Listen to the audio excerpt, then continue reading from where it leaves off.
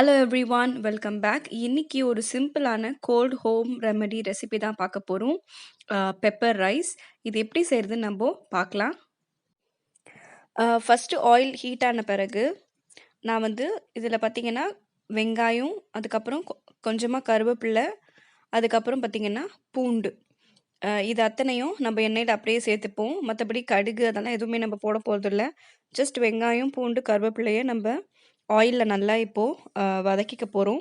So first இந்த வெங்காயம் இதெல்லாம் நல்லா சாஃப்ட் ஆகிற அளவுக்கு நம்ம இதை குக் பண்ணிப்போம்.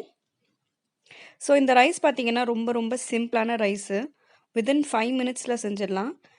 நீங்கள் ஆல்ரெடி குக் பண்ண ரைஸை தான் நம்ம இதில் யூஸ் பண்ண போகிறோம். ஸோ வீட்டில் இல்லை பிள்ளைங்களுக்கோ இல்லை பெரியவங்களுக்கோ யாருக்கு கோல்டு இருந்தாலும் இந்த ரைஸ் ஒரு 3 டேஸ் கொடுங்க. ஸோ கண்டிப்பாக காஃப் கண்ட்ரோல் பண்ணும். கோல்டுக்கும் ரொம்ப நல்லது. ஏன்னா இதில் நம்ம பெப்பரும் எக்கும் சேர்க்க போகிறோம். இப்போ பார்த்தீங்கன்னா வெங்காயம் ஓரளவுக்கு சாஃப்ட் ஆயிருச்சு. இந்த நேரத்தில் நான் கொஞ்சமாக ஜீரகத்தூள் கியூமின் பவுடர் போட்டுக்கிறேன். அதுக்கப்புறம் 1 டீஸ்பூன் மிளகுத்தூள். இது கடையில் வாங்கின மிளகுத்தூள் கிடையாது. நான் எப்போவுமே வீட்டில் நம்ம கிரைண்ட் பண்ண முழு மிளகை அரைச்ச மிளகுத்தூள் அதுதான் எப்போவுமே நல்லது. ஸோ அது யூஸ் பண்ணுங்கள். 1 டீஸ்பூன் நான் போட்டிருக்கேன்.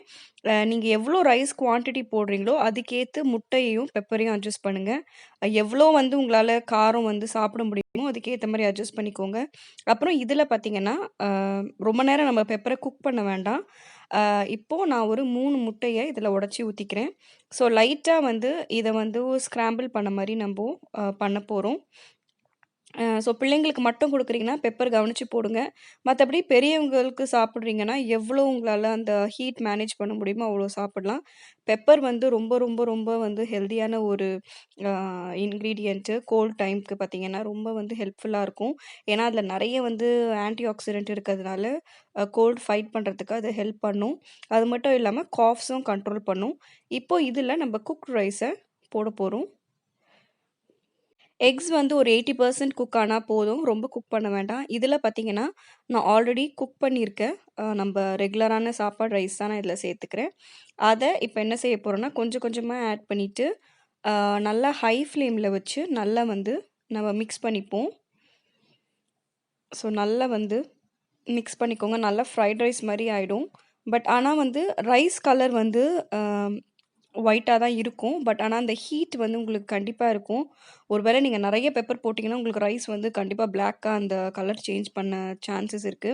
பட் எல்லா மிளகும் ஒரே மாரி இருக்காது. ஒரு ஒரு மிளகுலயும் ஒரு சில அந்த காரம் டிஃபர் ஆகும்.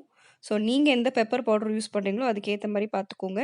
நான் கொஞ்சமா ஸ்ப்ரிங் ஆனியன்ஸ் மேல போட்டிருக்கேன். ஏன்னா நல்லா ஃப்ளேவர் இருக்கும். உங்ககிட்ட ஸ்ப்ரிங் ஆனியன்ஸ் இல்லன்னா, நீங்க கொத்தமல்லி கூட யூஸ் பண்ணிக்கலாம். ரொம்ப அந்த ஃப்ளேவர் உங்களுக்கு எடுத்து குடுத்துரும். உங்களுக்கு பிளான்ட்டா இருக்காது. ஸோ அவ்வளோதான் கைஸ். ரொம்ப ரொம்ப சிம்பிளான பெப்பர் ரைஸ் ரெடி ஆயிருச்சு.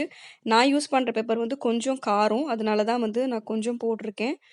ரைஸ் கலரும் உங்களுக்கு ஒயிட்டா தெரியுது. பட் சாப்பிடும்பொழுது கொஞ்சம் அந்த ஹீட் தெரிஞ்சுது. ஸோ அவ்வளோதான். ரொம்ப சிம்பிளா ரெடி ஆயிருச்சு. இந்த வீடியோ உங்களுக்கு பிடிச்சிருக்கும்னு நெனைக்கிறேன். இதுவரைக்கும் நம்ம சேனலுக்கு சப்ஸ்கிரைப் பண்ணலன்னா, மறக்காம சப்ஸ்கிரைப் பண்ணிடுங்க. வேற ஒரு வீடியோல பார்ப்போம். பாய்.